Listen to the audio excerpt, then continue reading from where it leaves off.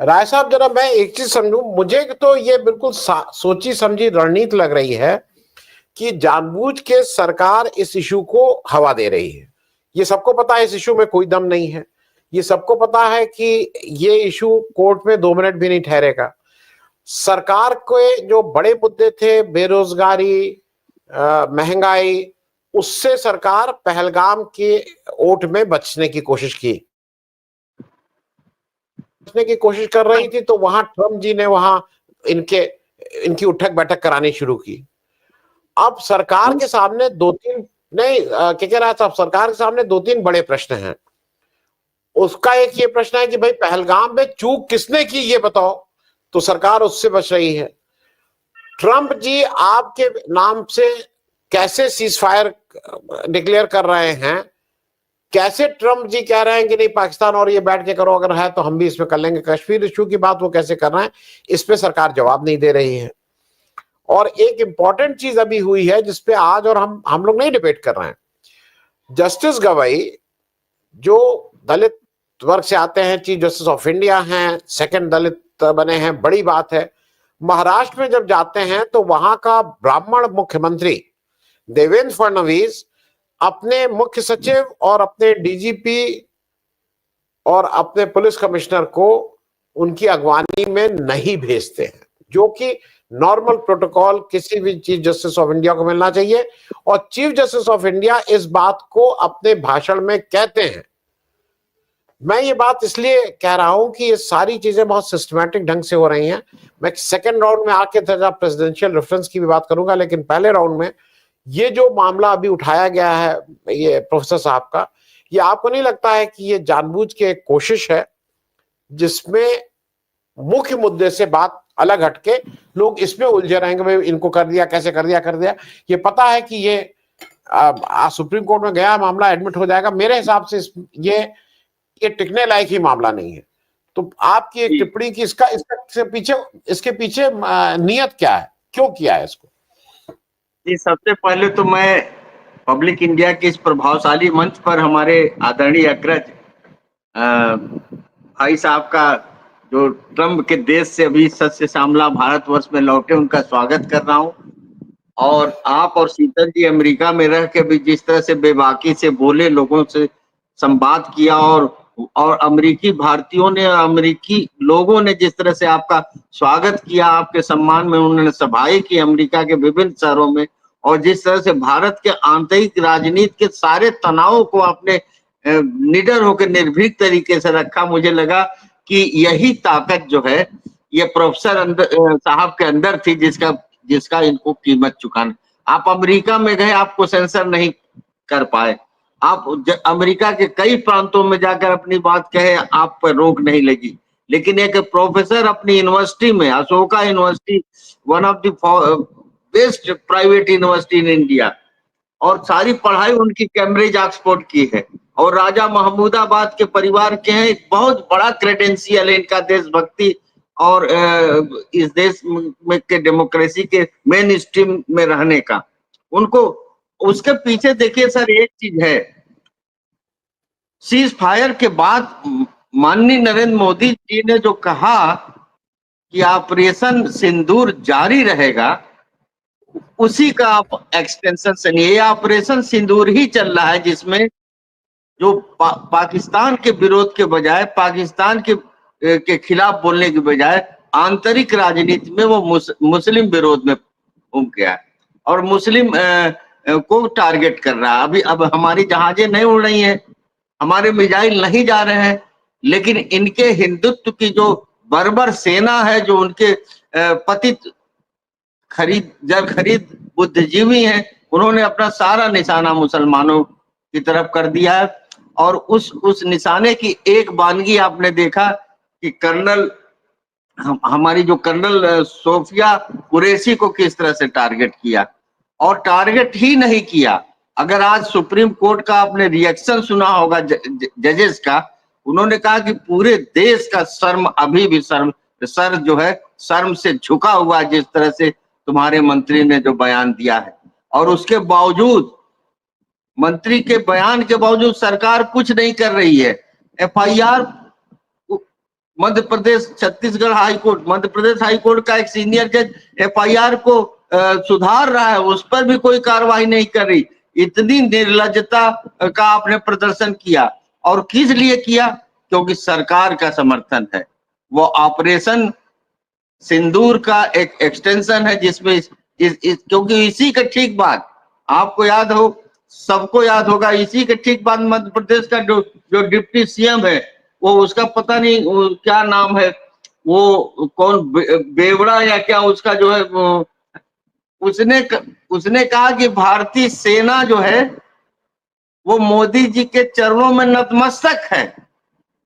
यह भी ऑपरेशन सिंदूर के जारी रहने का उसने प्रमाण दिया कि भारतीय सेना के प्रति इनका कोई सम्मान नहीं है। सेना से बढ़कर नरेंद्र मोदी जी का पैर है, जिसमें सेना झुकी हुई है।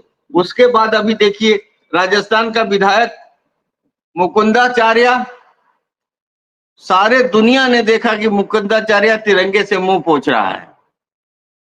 न तो सरकार की तरफ से कोई आलोचना हुई, न वो विधायक ने माफी मांगा, और तिरंगे का अपमान करने का छूट इसलिए दिया गया कि जिस विचारधारा में पले हैं उसमें तिरंगा को केवल अपमानित ही किया गया। तिरंगा को उन्होंने कुछ राष्ट्रीय चिन्ह के रूप में 1950 से लेकर 1990 तक 40 साल तक तो उन्होंने अपने कार्यालयों पर झंडे लगने नहीं दिए। मैं एक बात कहूंगा, जस्टिस मार्कंडे कार्जू ने अपनी पोस्ट में ये प्रोफेसर साहब का जो पोस्ट है उसको पूरी की पूरी तरह से उन्होंने कोट कर दिया है। मैं चाहूंगा कि आपके इस फोरम के माध्यम से कि उसका हिंदी अनुवाद करके उसको सर्कुलेट किया जाए। वो इतना सार गर्भित है, उतना मानीखेज है, और उसके अंदर देशभक्ति की इतनी भावना कूट के भरी, और हमारे देश की कटु सच्चाइयों को उजागर करने की जिस निर्भीकता का परिचय दिया है, वो लाखों करोड़ों की संख्या में उसको सोशल साइट्स पे और तमाम व्हाट्सएप ग्रुप्स में उसको प्रचार और प्रसार करना चाहिए। मैं थोड़ा सा उसका उदाहरण दूंगा, थोड़ी सी, मतलब उस पे उन्होंने दो चीजें मैं सिर्फ कहूंगा। पहला तो ये उन्होंने कहा कि आप जो है, ये जो आज बड़ी खुशी हो रही है मुझे, उन्होंने आश्चर्य नहीं व्यक्त किया कि दक्षिणपंथी सोच के लोग हमारे कर्नल सोफिया कुरैशी के समर्थन में और हमारी जो दूसरी बहादुर व्योमिका सिंह, उनके समर्थन में इतनी अच्छी बातें कर रहे हैं, तो उनको चाहिए कि अगर वो कर्नल सोफिया कुरैशी के बारे में इतनी हमदर्दी है, तो उन मुसलमानों के बारे में भी इनको हमदर्दी होनी चाहिए जिनके घर बुलडोजर से गिराए गए हैं। उन मुसलमानों को भी न्याय दिलाने की बात इनको करनी चाहिए जो लोग मॉब लिंचिंग में मारे गए। आप बताइए, पहलू खान का दर्द किसको नहीं? इस देश में जो भी संवेदनशील व्यक्ति है वो पहलू खान को भूल सकता है, वो तबरेज अंसारी को भूल सकता है, वो रिक्शा चालक, कानपुर के उस रिक्शा चालक को भूल सकता है जिसको नंगा करके मारते हुए ले जा रहे थे और जिससे लिपट कर उसकी लड़की उसको छोड़ देने के लिए गुहार कर रही थी। फिर भी कोई एक लड़का दिल्ली में भूखा रहा होगा, शायद मंदिर के वहां से केला उठा लिया, उसको मंदिर के बाहर लोहे के खंबे में तब तक मारा जब तक उसकी जान नहीं चली गई। अगर एक प्रोफेसर ने कहा कि इनको भी न्याय दिलाने के लिए आप कुछ सोचिए, जिनके घर बुलडोजर से ढाए गए और जिनको जो है सड़कों पर और चौराहों पर घेर के मार दिया गया है, तब यह माना जाएगा। दूसरा सवाल उन्होंने उठाया कि देश में पूरा युद्धोन्माद फैलाया जा रहा है, और इस युद्धोन्माद का फायदा दो लोगों को होता है। एक तो सियासी लोगों को होता है जो युद्ध के जरिए वोट की राजनीति करते हैं, जो कारगिल और बालाकोट और इस तरह की घटनाओं के जरिए चुनाव हारता हुआ चुनाव जीत के दिखा देते हैं, हारता हुआ मैच जैसे जीत जाते हैं। वैसे अगर वो बालाकोट वाला स्ट्राइक के पहले जो हुआ था, हमारे सीआरपीएफ के जवान जहां मारे गए थे, अगर वो घटना न घटी होती तो 2019 में मोदी जी शायद सत्ता पे ना आए होते, और यही हाल।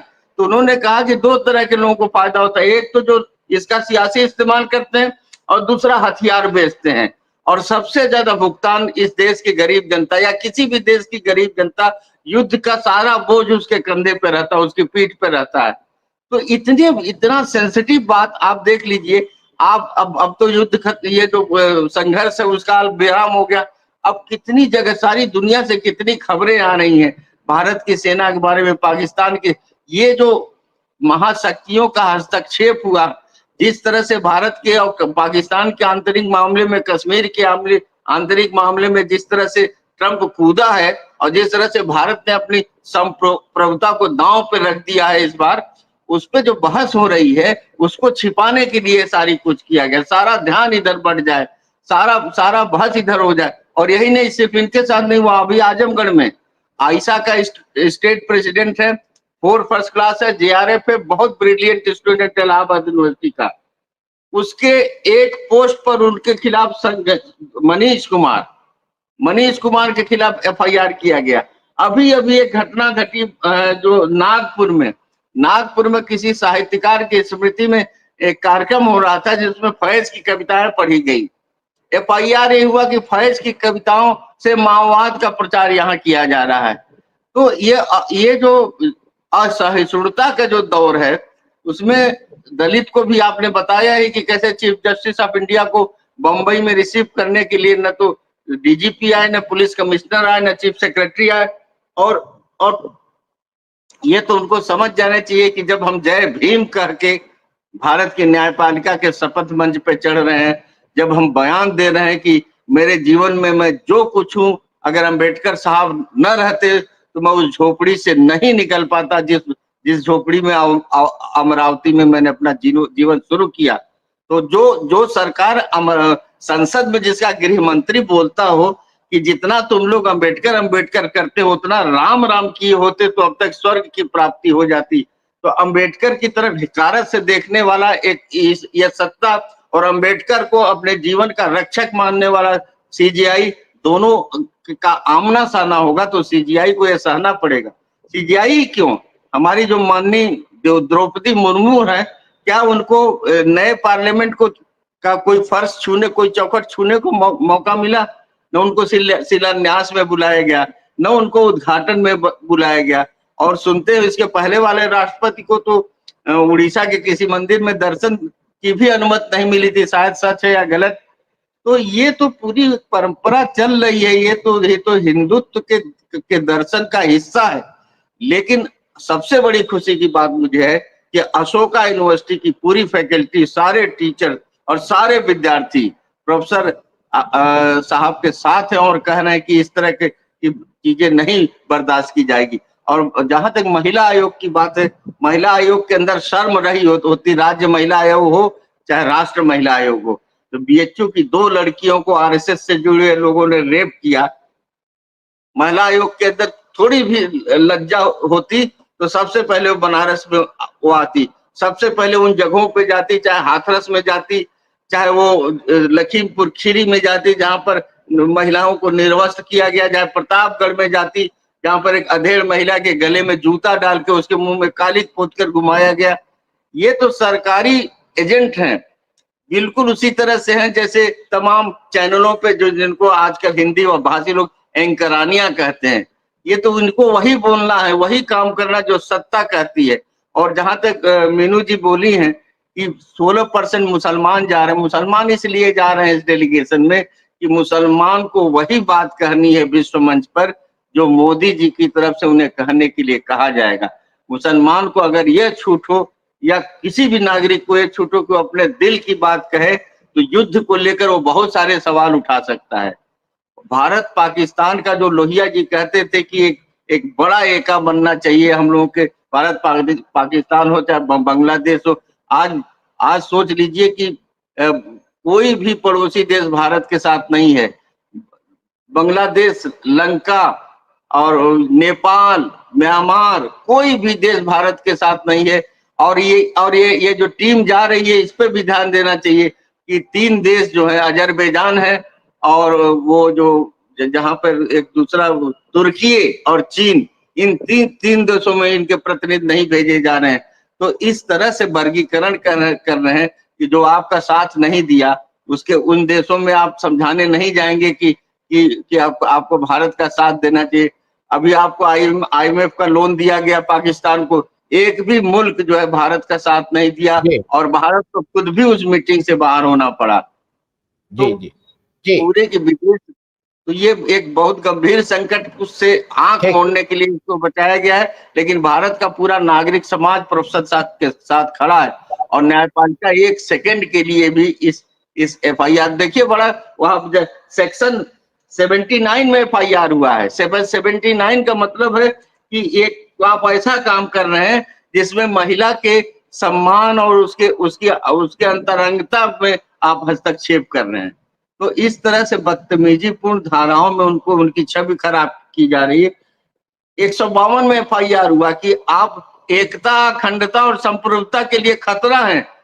अब बताइए कि इतना बड़ा वो एक राष्ट्रभक्त प्रोफेसर जिसका पूरा परिवार पाकिस्तान, लोग चले गए, वो पाकिस्तान नहीं गया और उसकी पूरी संपत्ति आप जब्त करके एनिमी प्रॉपर्टी एक्ट के तहत 50 साल उसका प्रॉपर्टी को सरकार लूटती रही और कितने कठिन मुकदमे के बाद उनको अपनी राजा महमूदाबाद को आनंद जी आपको पता होगा कि अपनी संपत्ति वापस मिली। उस परिवार के एक नौजवान को जो जो जी इतना स्वतंत्र विचार का, उसको इस तरह से हमला किया जा रहा है।